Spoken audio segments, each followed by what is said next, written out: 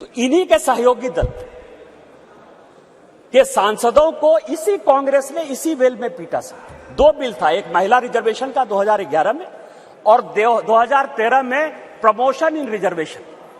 और प्रमोशन इन रिजर्वेशन में मैं जब बात करूंगा तो ये पूरे के पूरे बेंच खड़े हो जाएंगे सर। यही वी नारायण स्वामी बिल को पेश कर रहे थे, समाजवादी पार्टी के यशवीर सिंह शेड्यूल कास्ट थे सर, ये कहते अधिकार की बात, शेड्यूल कास्ट शेड्यूल ट्राइब की बात करते हैं सर। यही यशवीर सिंह यहां पार्लियामेंट में उस तरफ से गए, वी नारायण स्वामी का उन्होंने बिल खींच लिया। इस पार्लियामेंट में, इसी लोकसभा में सर, सबसे पहले बिल में यदि उसका कॉलर पकड़ने के लिए कोई आया तो यही मैडम श्रीमती सोनिया गांधी जी थे सर। और नीरज शेखर वहां खड़े थे, मुलायम सिंह यादव बाहर थे, और मैं वहां से कूद कर टेबल पर आया और मैंने कहा कि आप यहां की तानाशाह नहीं है, आप यहां की रानी नहीं है, इस बेल में आप मारपीट नहीं कर सकती हैं। और इनके जो इतने लेफ्टिनेंट थे, बिलास मुतेबार से लेकर सबों ने उनको पीटा। ये दोनों घटनाएं जो है, चाहे महिला रिजर्वेशन का हो, चाहे ये प्रमोशन इन रिजर्वेशन का हो, ये पार्लियामेंट है सर, सबको सत्य बोलना चाहिए। और मुलायम सिंह यादव ने कहा यदि बीजेपी नहीं होती तो आज के डेट में हमारे सांसद नहीं बचते। आपने तो सांसदों की हत्या करने की कोशिश की, और उसी दल के साथ, उसी 26 दल के साथ ये आए हैं जिनका की मानसिकता ही नहीं है कि महिला को रिजर्वेशन मिले।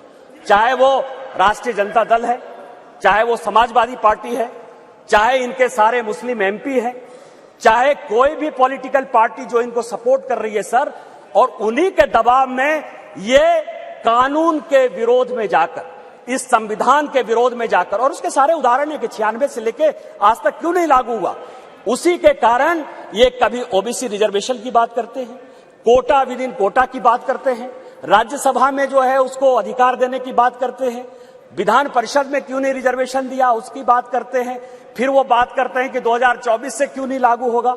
इनको सब कुछ पता है, ये देश संविधान से चलता है। हम एक गरीब परिवार के बेटे होकर इस पार्लियामेंट में आए हैं सर। जैसे मैंने बात कही कि मेरे माँ पिताजी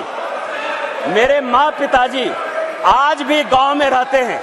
यदि बाबा साहब अंबेडकर का यह संविधान नहीं होता, भारतीय जनता पार्टी नहीं होती, उस दिन भी मैंने कहा कि आपने गांव नहीं देखा है, गरीबी नहीं देखा है, महिलाओं की स्थितियां नहीं देखी है। आपने जो जो कानून पास किए वो महिलाओं के खिलाफ है। यदि 498 आपने पास किया जिसका आप क्रेडिट लेना चाहते हैं, तो उसमें से है पुरुष से ज्यादा महिलाएं ही जेल में बंद हैं। डॉरी के केस में जिस तरह से आपने बनाया, आज यदि आपने कई एक कानून ऐसे पास किए हैं जिसमें लोग महिलाओं को नौकरी देने के लिए तैयार नहीं होते हैं, आपने महिलाओं को रोकने का प्रयास किया, महिलाओं को बढ़ाने का प्रयास नहीं किया।